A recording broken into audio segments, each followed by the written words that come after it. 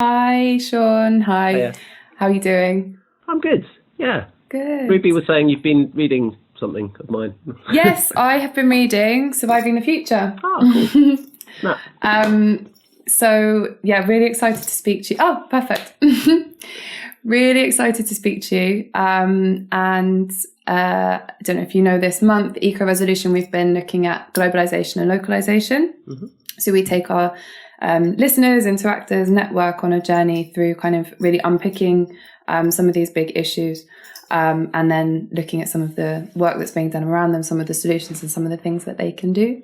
Mm-hmm. So Shaun, you have been a kind of activist, author, writer, thinker for a number of years now. And I know you've been deeply involved in the Transition Network, and you've written the book, The Transition Timeline, and also co-authored on some really interesting work with some kind of big economists. And you teach now, I believe, at Schumacher College. Is that right? I have taught at Schumacher College. At the moment, I'm mainly partnering with Sterling College, which is in Vermont in the US. And we just ran a 2-month sort of deep dive into surviving the future in lean logic, which finished about 10 days ago. Yeah. And that was with 250 people from 21 countries, so it's been quite an adventure. Wow, so incredible. I'd really love to hear some more about that later. And I guess to begin with, so this is such a huge topic and so central to your work, and I'd love to just kind of hear a little bit about your work and how you came to it in a nutshell, and then maybe kind of the significance of localization in your work. Okay. Well, it depends how far back you want to go. I mean, at one point I was working at a project for marginalized groups, so working with young asylum seekers, people with mental health issues, and people with drug misuse issues. And one of my jobs there was doing waking night duties with these young asylum seekers it was basically the centre where anyone who arrived in the UK as an unaccompanied minor, so usually sort of 14 to 16-year-olds who'd arrived with no family. Sometimes they'd come from war zones, sometimes they'd been child soldiers. They had these incredibly traumatic life stories. And my job basically was just being there at night as a kind of someone who was there to meet them, and you know, if they were up at night and they wanted someone to talk to, I was kind of there. And for me, that was really my awakening to, you know, I'd grown up in partly in suburban southwest London, and then meeting these people and realizing that these things weren't just happening on the news. You know, these were real people who were experiencing these things, who'd, you know, seen their families killed in front of them, and that kind of really woke me up to some of the atrocities that were taking place in the world. And then as I became more, as I sort of looked into things more, I started to realize that it wasn't like, oh, there are these nice places like England where people are nice to each other, and then there is the other places where there are all these problems, but actually that probably most of the problems that were happening in those kind of places were because of places like England, and because of our colonialism, and because of the sourcing of resources from these places that would go into the things that we used here. And so that kind of was where I started maybe thinking about globalization. And then I really got into, kind of in my spare time while I was doing that work, learning about climate change particularly, and about energy issues. And my first thought was, climate change is this huge thing. This was, I guess, around sort of the early 2000s.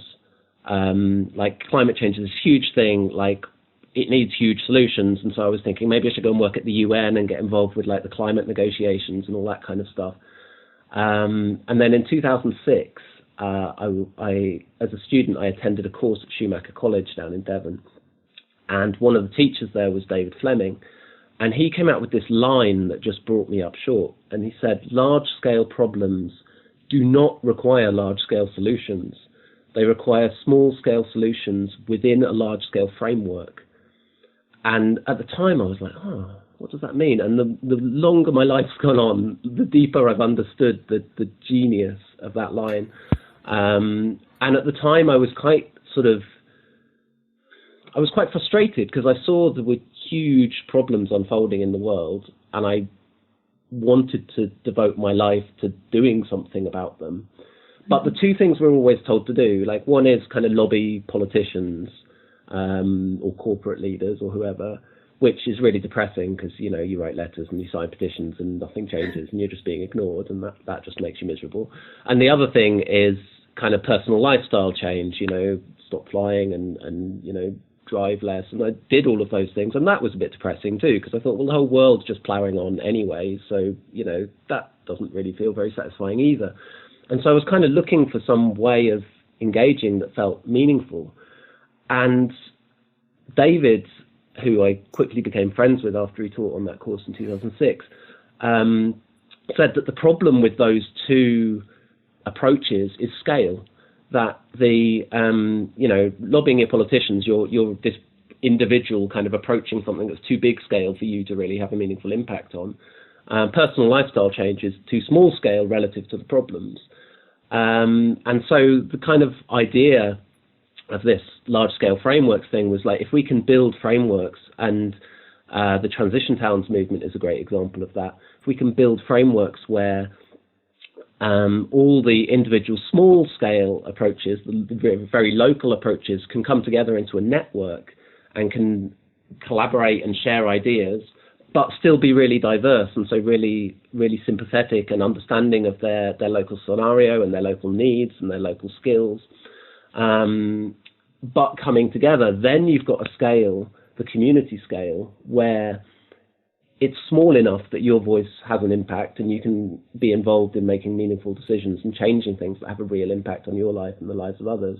And it's big enough, especially when you start collaborating with other communities around the place, to have a very real impact. And I remember, I mean, the transition towns movement was kind of birthed around that time. And I remember after just a couple of years, Rob published the Transition Handbook, which was like the first kind of book of the movement. And that was in the top 5 books that members of parliament were taking on holiday with them to read over the summer to kind of figure out what was going on with this thing. And it felt as though, this is the kind of sweet spot. And then I, you know, remember, well, this is what people call the human scale, right? It's where you're actually getting together with a bunch of people at a scale where you can communicate and make a difference. And then, so that's kind of been the path of all of my work ever since then, has been, how do we build those frameworks?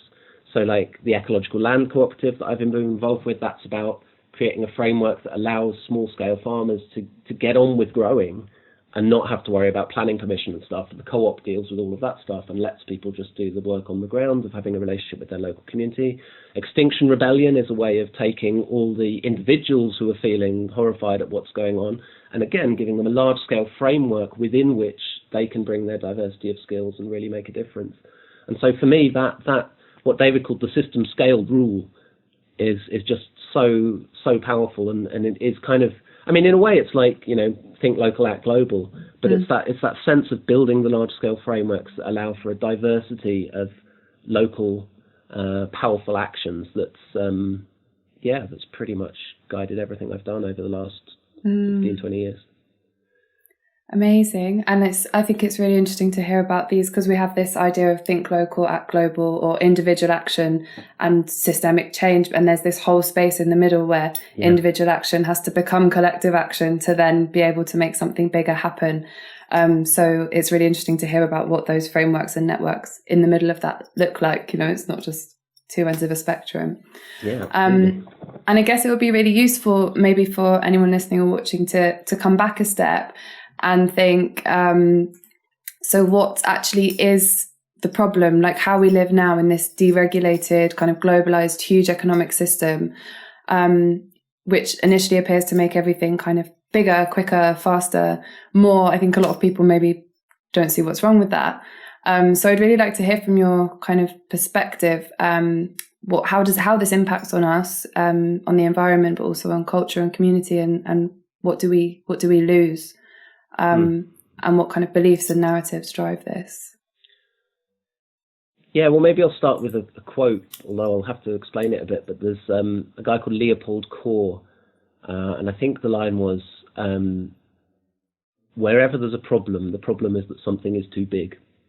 And I found that to be a pretty good rule of thumb. I mean, there are exceptions, but it's a pretty good rule of thumb. And I think, again, it comes back to this idea of human scale.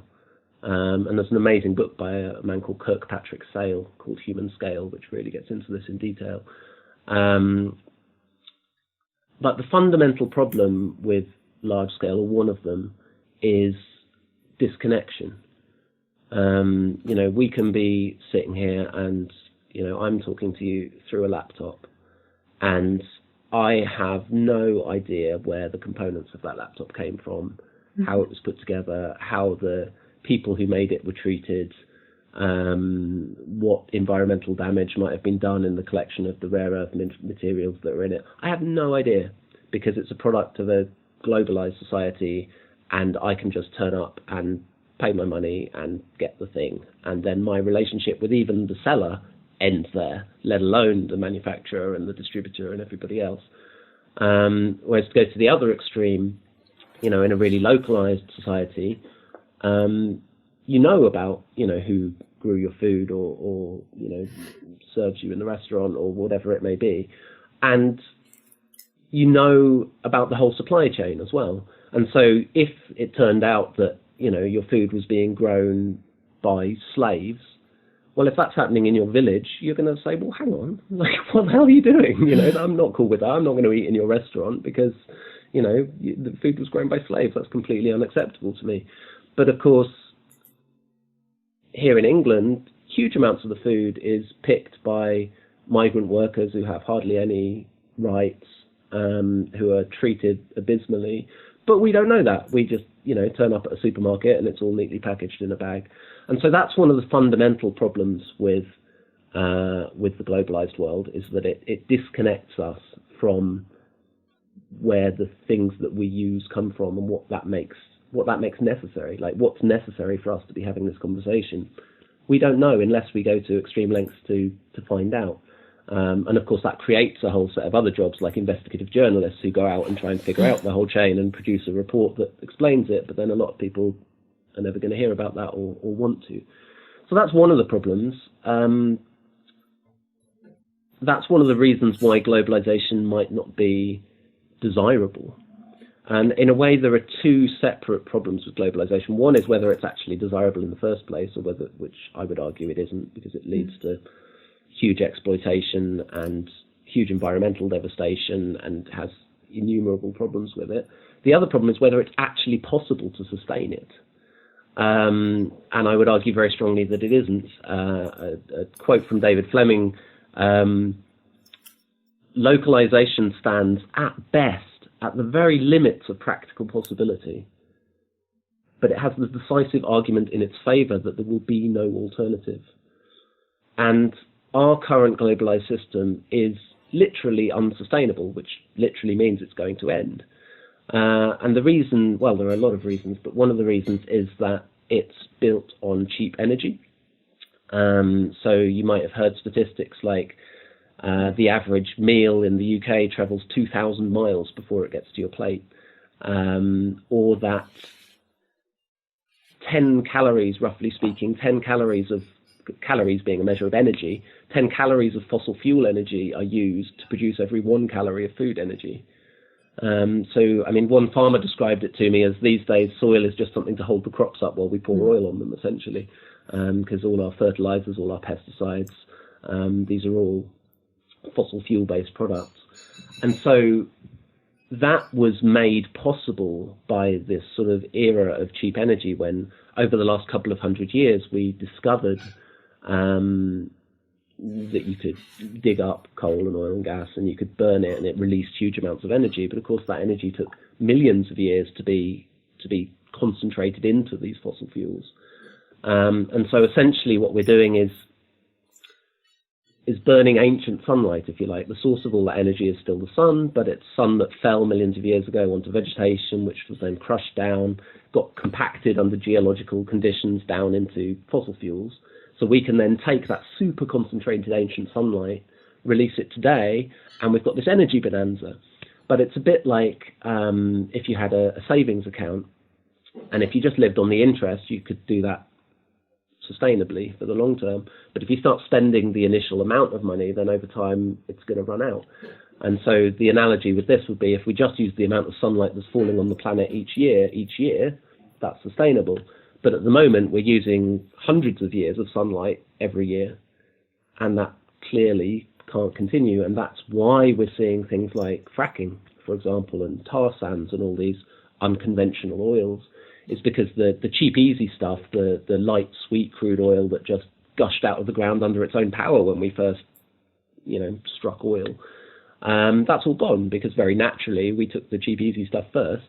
Now we're doing things like drilling in the Arctic, which doesn't take much thought to realize is obviously vastly more technical challenging, uses vastly more energy, so the kind of energy profit on that oil is much less, because it costs much more energy to actually get it out. And so Rob Hopkins has this lovely analogy. He says we're a bit like an alcoholic who finds an old abandoned pub, and he's so desperate for a drink that he thinks, well, a lot of people must have spilt beer in here over the years, so maybe if I boil up the carpet, I can just extract the last dregs of beer. And that's sort of the point that we're at. Even though things like fracking and tar sands have unbelievable environmental consequences, we're still doing them because we have a model of society that's completely built on the availability of these fuels for our food, for our manufacturing, for our transport, for everything that we do. There isn't more. We're more and more desperately trying to invent more, but there isn't more. So that era of cheap energy is ending. And so, the globalized system is both undesirable in its consequences on the majority of human life on Earth, utterly undesirable in terms of its consequences on non-human life on Earth, which we are exterminating at astonishing rates. And even if we did, for some foolish reason, think that we wanted to sustain it, we couldn't anyway. So there are a whole lot of good reasons why we need to start thinking, okay, what is life after the era of globalization going to look like? And that is such a shift. And you were talking about the sort of cultural stories.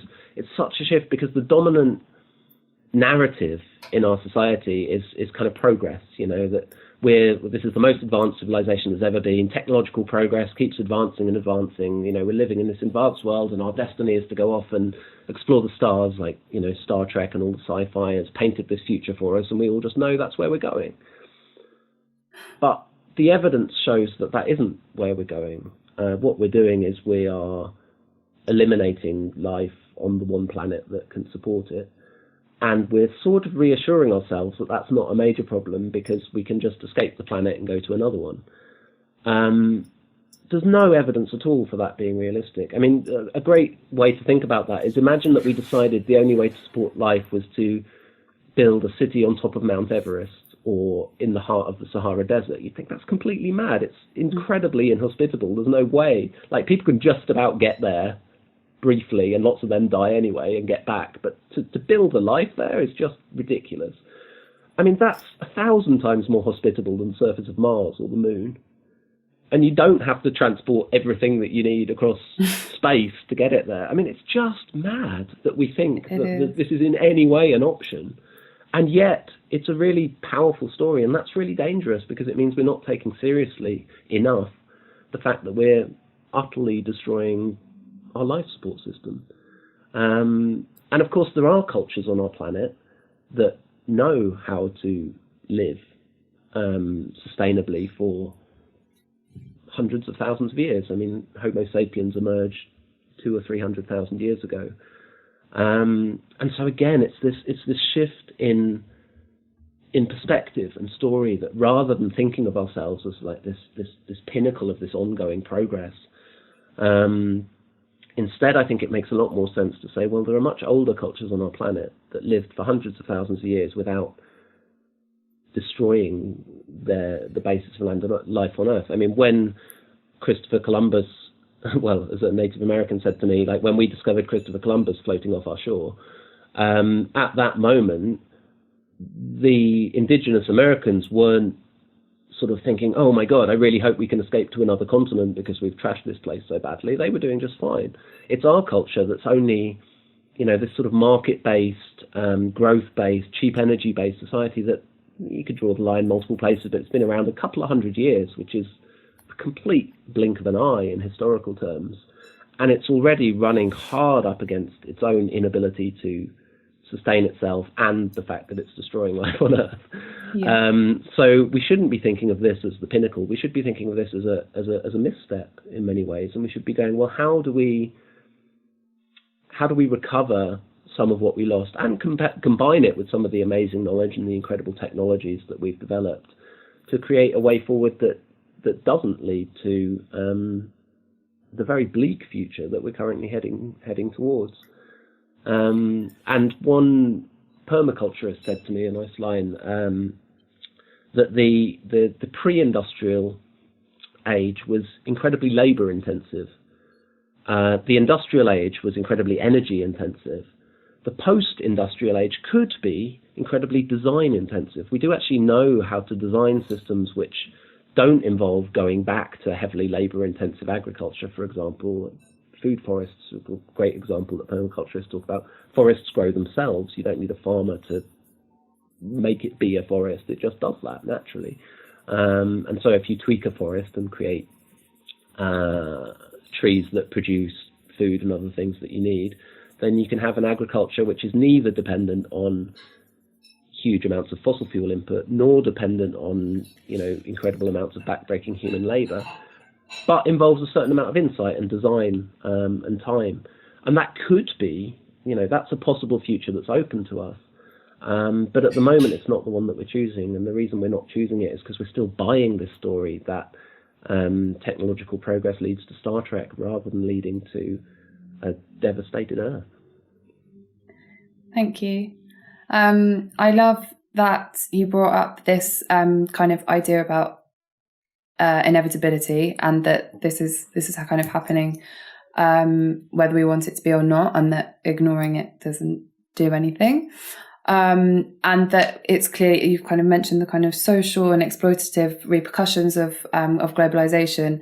And I love this idea that actually we do have a choice. I think there can be some kind of positivity found in here, that we're kind of racing towards this point, but there's so much work being done around this transition. And I think the localization movements in particular are really kind of exciting and quite invigorating way of looking at how we actually do this through things like, the transition network, localization movements. And I think we speak a lot about kind of global economy systems and money systems, and especially food systems, and about how the economy needs to degrow, and we need to come back. But I'd love to, from reading kind of David Fleming's work and being aware of some of your work, this idea of the importance of culture and story and narrative and community that can actually make this choice of localization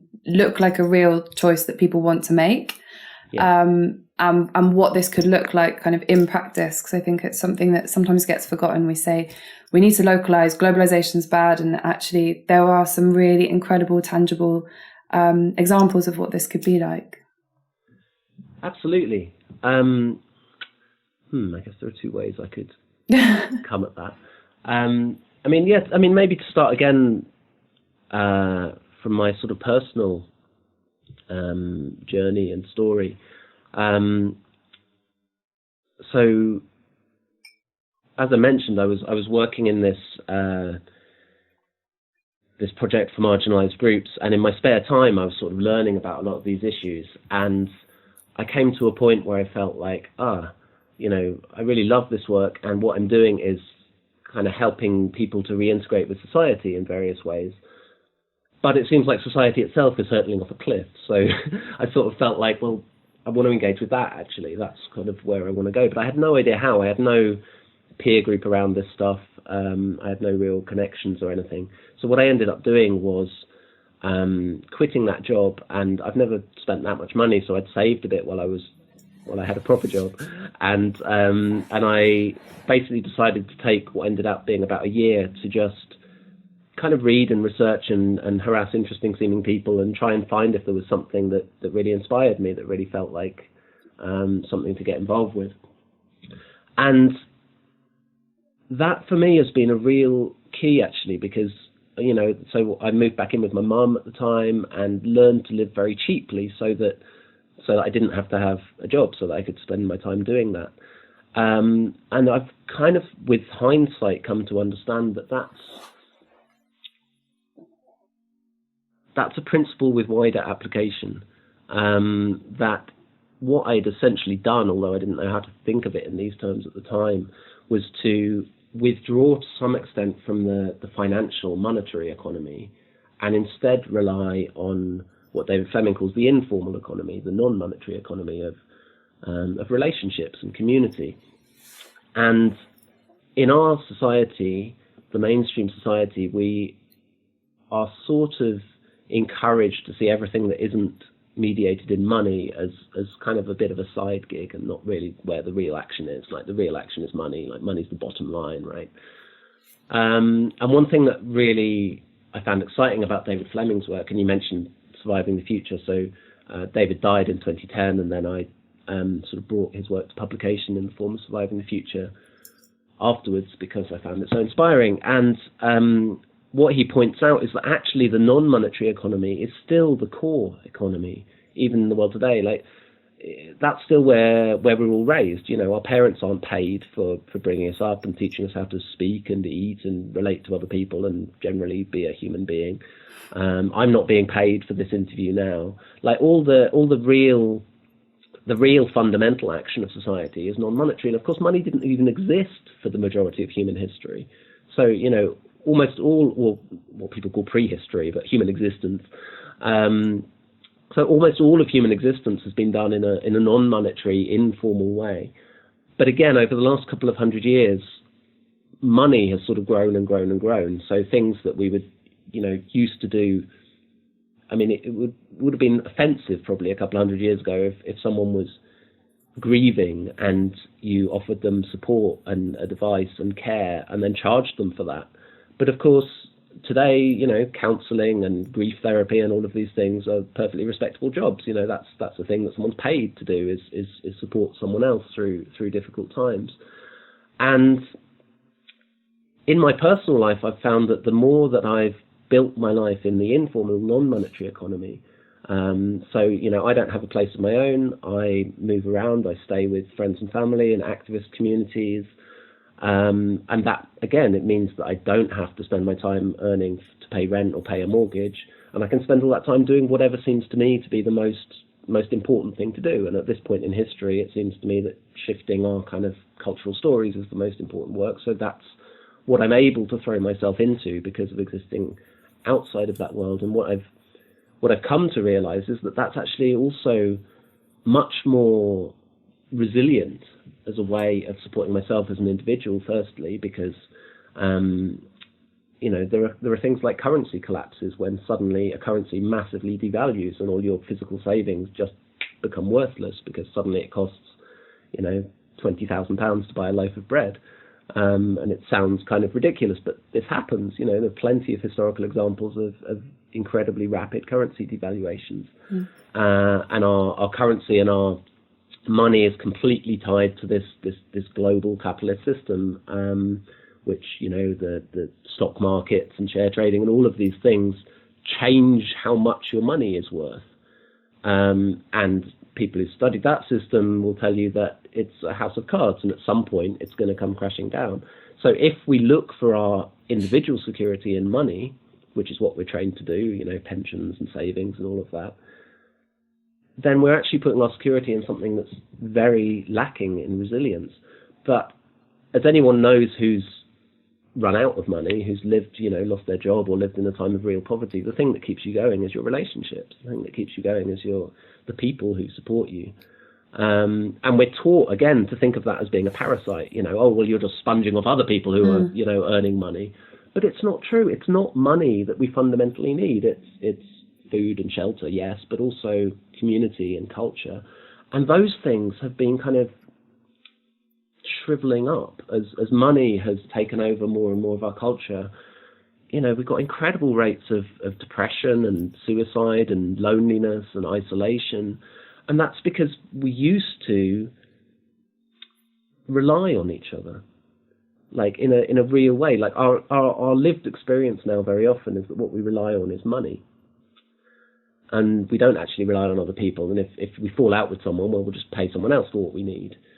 And it was really something I really came to understand through my work in transition, actually, is that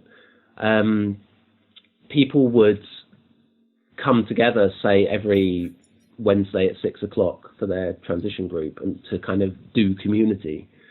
But it wasn't really community. And then when you actually live in real community, you realize that what community is built in is needing each other, is recognizing that I actually rely on this person. So if we fall out, then we've got a reason to work through it and, deal with the difficulties in our relationship and come to better terms because we have to, because we rely on each other.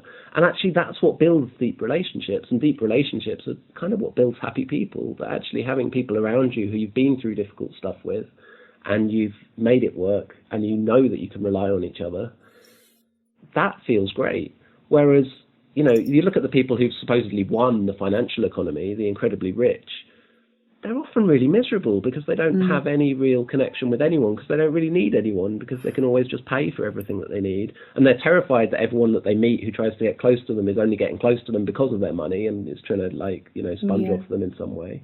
So we've created a situation where the richest people are miserable, the poorest people are miserable. The society is one of this kind of atomized isolation.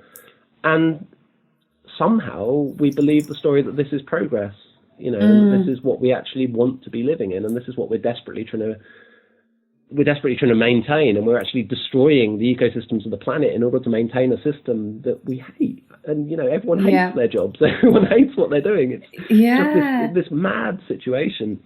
And so, I guess it's this. Go on. Well, so what we're basically talking about here is getting back to sanity. We sort of, again, we're trained to think that the past was this time of, miserable suffering and people living in mud huts and dying of minor infections. But actually, that isn't what historians and anthropologists tell us at all.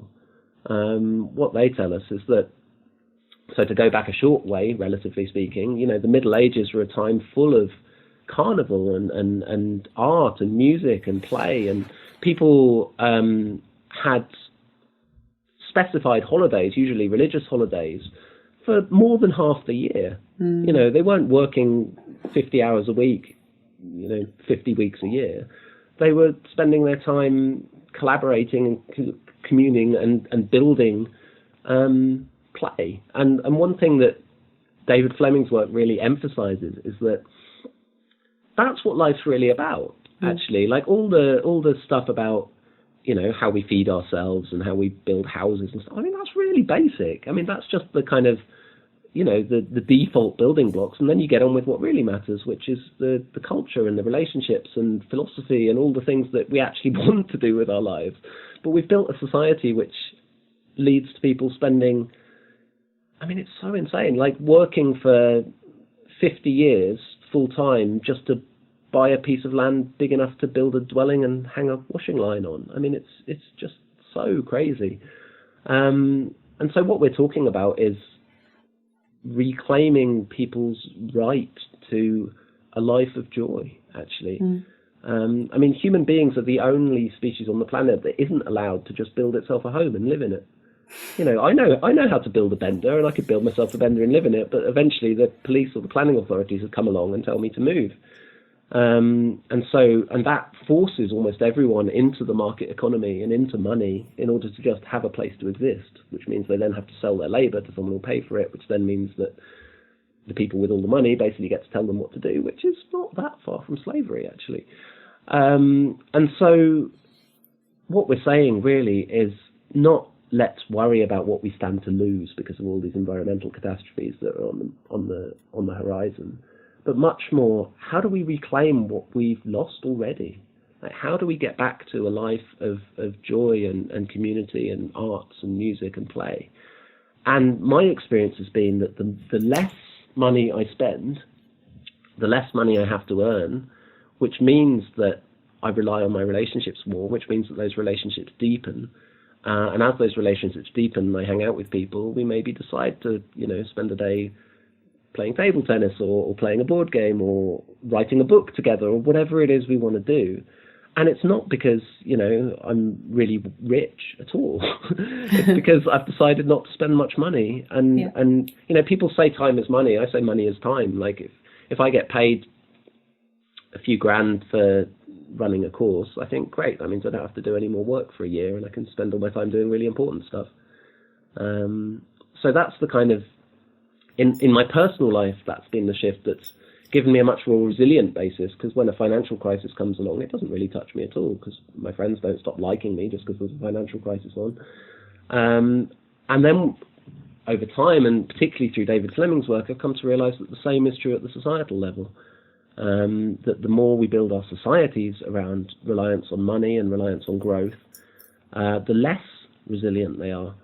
And that the more we build them in relationships and community, the more resilient they are and the more desirable they are. So I'm always wary of win-wins, because they feel a bit like a salesman's point of view when they say something's a win-win. But, basically it's a win-win because it's just going back on the lose-lose that we've been doing for the last couple of 100 years. Yeah. Totally. And I think that's a really important reflection on the kind of the system of globalization, is that we're pulled into this idea of security. We're kind of drawn into a market economy that we don't have that much choice in engaging with or not, for most people. And it's all in the name of security, so you have your job so that you have your money and your house. And actually the financial systems, as we know, they're not secure, and they're abstract in many ways, and that actually true resilience only comes from what we have tangibly around us and who we have in those relationships. And I think there's something so joyous to be found in that. And I think it's a really important response, this idea of culture and community. And I guess that kind of brings me on to your kind of perspective throughout your work on dark optimism, which I think is a great term, amazing terminology. And I'd love to know a little bit about how, because I know you said, there sometimes appears like a win-win, and it does sometimes, because it's like we can do all of this amazing stuff, but obviously there's all of this work and difficulty, and there's different levels of privilege and social positioning and whatever that come into that. But I do love this idea of dark optimism of, well, I guess you can explain it better in your own words, but that, this is happening, it's inevitable, and it's really huge and difficult. But this kind of optimism and joy that can shine through at the same time. So I'd love to just ask you about how that's kind of sustained you in your activism over this amount of time. Okay. Well, yeah. So dark optimism. Well, actually, as a phrase, it just emerged. Someone asked me just what kind of thinker I thought I was, or something, and this phrase just go, I guess I'm a dark optimist, and then it just kind of stuck. And I think it's because, like, bright, shiny optimism just winds me up. Like, if anyone looks at the world today and goes, everything's fine, I'm like, well, it's not, though. It's really not. There's a lot of problems, whether it be, structural racism or the collapse of ecosystems, or, I mean, you could go on and on, nuclear war becoming more and more likely. I mean, everything isn't fine. I mean, there's a spiritual perspective in which you can accept everything as it is. That's another story. But to claim that everything's just great as it is, I think is delusional. The famous line, if you're not angry, you're not paying attention. So that's the kind of dark, is that, we're in a pretty dark moment. People have said it's a bit like that moment in the cartoons with Roadrunner, where Wile E. Coyote's kind of running, and then he runs off a cliff, and he's still running in midair, but he hasn't looked down yet. And that's kind of the moment we're in. We're in this ecological overshoot moment where we've put ourselves in an awful situation, and the consequences are starting to come home to roost. And that is a very dark and difficult reality. At the same time, as you say, like, there's, I suppose the deepest level of my dark optimism is a kind of spiritual perspective that even in the darkest of times, there's still love to do. There's still choices to be made. And, I've read works by people who lived through concentration camps, for example. And, it's hard to imagine many bleaker circumstances. And yet you're still able to find meaning in those moments. And so what would it be if people can find meaning in those circumstances? What would it be for people like us to go, oh, it's all just too dark, I can't face it, I've just got to, turn away. So it's, firstly coming into the moment and recognizing that for all our sometimes dark imaginings about the future, we're still living in a beautiful world and nature is still around us. And if we come into the moment, then there's a peace there. But then also that, for me, the meaning of life, if you like, is to tell a story that we're proud to tell with our lives. And that will look really different to different people. It might be like, I raised a beautiful family. It might be, I served my country, whatever. But a story that you're deeply proud to tell to your core. And for me, in these dark moments of, the consequences of a couple of 100 years of insanity, the story I want to tell with my life is helping us to change direction before we end up where we're headed, essentially. And the thing that kind of brings home to me is that, another story we're always told is that the status quo is just too big and too powerful and we can't really change it and it's just overpowering. And actually, I realize just how untrue that is. Like, there are two options from here. Either we end up where we're headed, which is, ecological collapse and everything that's attendant with that, or we radically change direction. Both of those options look nothing like today.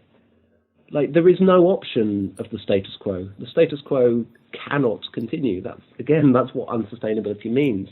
So in a way, that's scary if you're used to finding your security in the status quo and you're just trying to hold on to it. Then that's a terrifying reality. But if you find the status quo to be horrific, as I do, then it's actually quite exciting to realize that we're alive at a moment in history when radical change is going to happen one way or another, and our work is to shape the sequel to this civilization. And that's happening, whether we face it or not, whether we like it or not. But we're also in a time when there are incredible positive stories to be told. There's incredible work of love and joy and resilience and beauty to be done. And what more can you ask than to live in a moment where there's a story that desperately needs telling and that, we have the opportunity to tell. And so for me, that's the kind of root of my dark optimism, is that I have very little time for people who just say everything's fine. But I have all the time in the world for people who face the darkness and come through it, actually. I mean,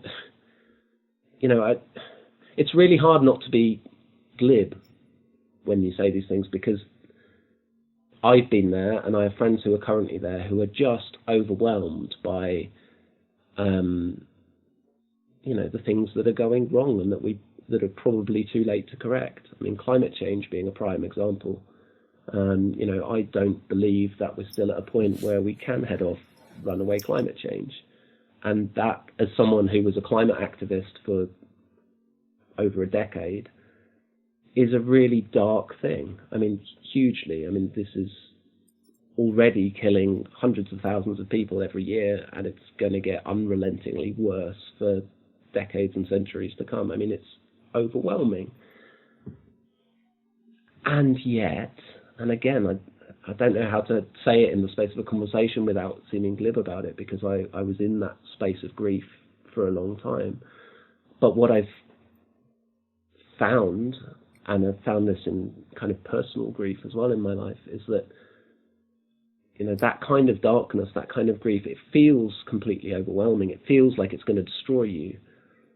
But it doesn't. Like, if you look it in the eye and cry your tears and feel the pain, then eventually you wake up one day, and where you were all consumed by the grief, you're now only 90% consumed by the grief, and there's suddenly 10% of you that you have to decide what to do with. And waking up in that sort of post-doom space, some people have called it, like in that space where you've kind of actually come to acceptance of some things that you desperately wish you could change, but you can't, then you stop doing things like working frantically because you can't admit it's too late, and so you just got to stay busy, and all the other forms of denial. And you actually come into a much more empowered place, because if you constantly keep telling yourself, well, I have to be positive, which is one of the dominant stories in our culture too. Like, we can't talk about how it might be too late. We have to stay positive. We have to give people hope. I think that's really dangerous, because that leads to an incredibly fragile motivation, because you're trying to work at whatever you're trying to do to make things better, but you don't really believe it's going to work. But you can't face that, and you can't talk about that. And it's incredibly undermining and draining, because more data or information comes in, and it just makes you go, oh God, it's hopeless. No, mustn't think that, must work more. And it's so hard. But when you actually go, okay, what do I actually believe? What do I actually believe about this moment? And I don't believe that we can win that particular struggle. So I'm not going to keep putting my energy into it, because it's hopeless. It's like if you're in the Titanic and you've already hit the iceberg and water's gushing in, trying to patch up the hole is just not the most effective thing you can do.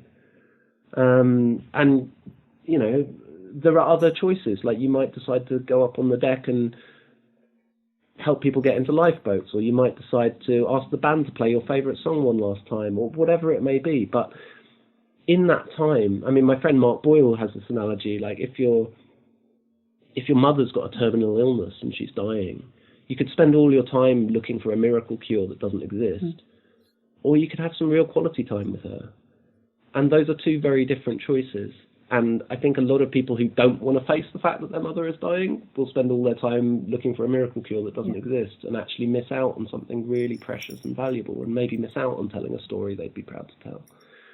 And so in that sort of post-grief space, actually there's a much more beautiful and powerful motivation, which is that I wake up and I think, okay,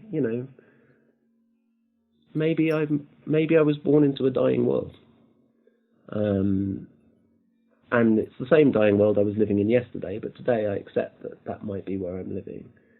But I'm here now, so what am I going to do? And then maybe still the things I decide to do is, I decide to try and preserve dying species, or I decide to try and make the world a bit more just, or a bit more loving, or create beautiful art, or whatever it may be. But then my motivation is different. Then my motivation is just, that's who I want to be. That's the story I want to tell with my life. And no data or information that comes in can undermine that. Like, no matter how bleak the wider situation is, that's still who I want to be. And so then I've got so much more energy. I've got so much more drive, because I'm not constantly in denial and fighting the part of myself that's trying to look at the truth and going, no, I mustn't look at it. I'm just being who I want to be, and I'm telling a beautiful story. And so actually it seems, the lie is that if we face the darkness, it'll destroy our ability to do anything. But actually it's the denial of the darkness that destroys our ability to be effective. And once we move into that post-doom space, into that dark optimism, we're far more powerful, far more resilient, far happier, and far more effective. And so I really encourage people to cry, actually, to grieve, because these are dark times, and grieving is appropriate to dark times, but it doesn't last forever, and it brings a gift of deepening that not only makes us more effective in the senses that we're used to talking about them, in the measurable senses, but I think also when we're with other people, we feel different. Like, I think environmentalists are often seen as, quite miserable and quite, wouldn't know how to have fun in a vegan chocolate factory. And I think that's fair, because, a lot of the time it's all this kind of based in this should and shouldn't kind of motivation, like, oh God, I really want to fly on holiday, but I mustn't, I really want to eat bacon, but I shouldn't. And And that's not really very appealing. You know, it's just sort of sad and miserable.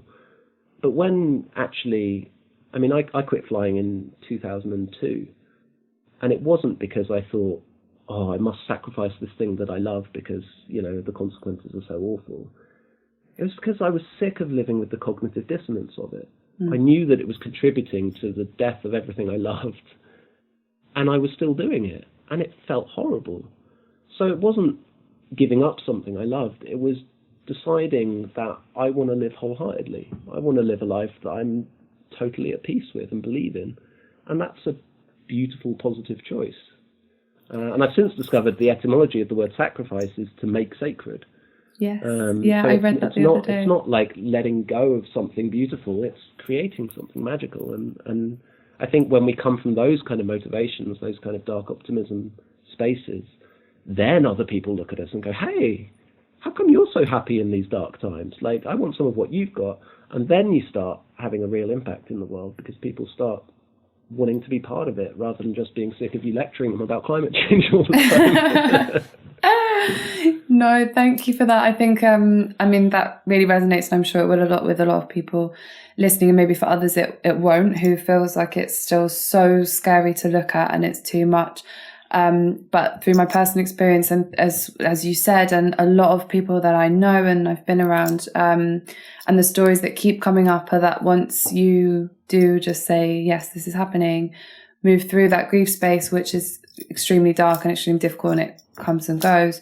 But that actually what you can do on the other side, is there's so much life on the other side of that. And as you say, living in your true story. And I just find it very interesting that often when we do that, we begin to do the things that actually make us and our communities and our societies and our economies more resilient.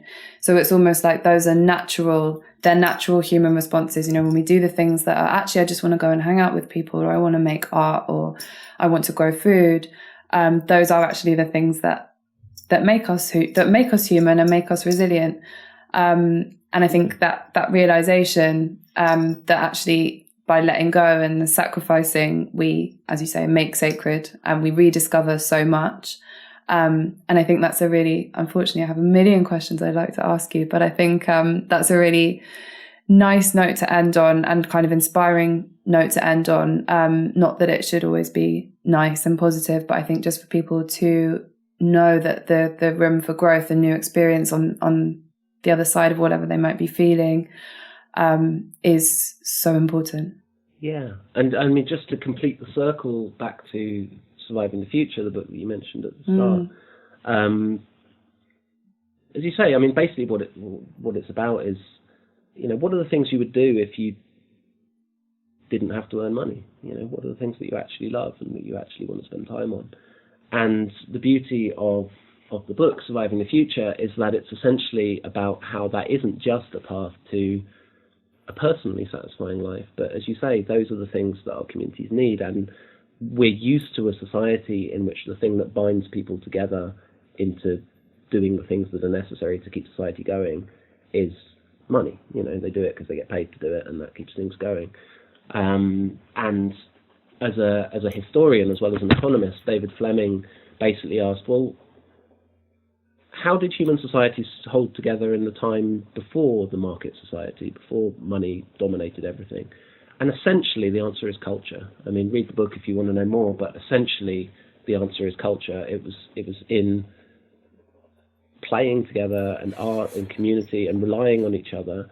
That was what bound people together. So in difficult times, people supported each other and cared about each other in a way that's still really natural. There's another incredible book, Paradise Built in Hell by Rebecca Solnit, which is all about how in times of crisis and disaster, natural disasters, wars, people start supporting each other again in a way that's just very human. I mean, I have an experience of being on a train platform when someone jumped in front of the train and killed themselves. And you know, everyone on the platform was obviously very shocked, and eventually we were herded onto another train, and it was so striking how everyone supported each other. Like all these people who were just London commuters who'd been studiously ignoring each other and listening to their headphones, immediately were all like, are you okay? Like, you know, are you able to get home? Can I support you? Do you need some money? Like, it's just so natural to us to support each other and care about each other. as soon as we're not in this sort of capitalist, isolated economy, which is why it's so dangerous when the powers that be call everyone looters. If we don't have this structure, everyone's going to be looting, when actually they're often, stealing to keep their friends alive or whatever it may be. I won't get into all that, but I just really wanted to say that that it's really exciting, I think, to understand that these things aren't just a path to a personal life; they're actually the only path to a collective, beautiful future as well. Definitely, and I think that's so relevant at the moment with everything. We're in the stage of a pandemic and huge global shifts in terms of the Black Lives Matter movement, and I think it's it's really empowering to think of these things as these big shifts and changes actually open up cracks and space for so much beauty and new things that need to happen. So thank you for that, Shaun. Thank you, Hannah. Thanks very much. And would really recommend Surviving the Future, as I know Shaun would. And any other readings, Shaun, we'd love for you to send us. We can maybe put together a little list for anyone that's really interested in reading a bit more. Mm-hmm. Gladly. Thank you so much. Thanks for sharing your time with us today. Pleasure.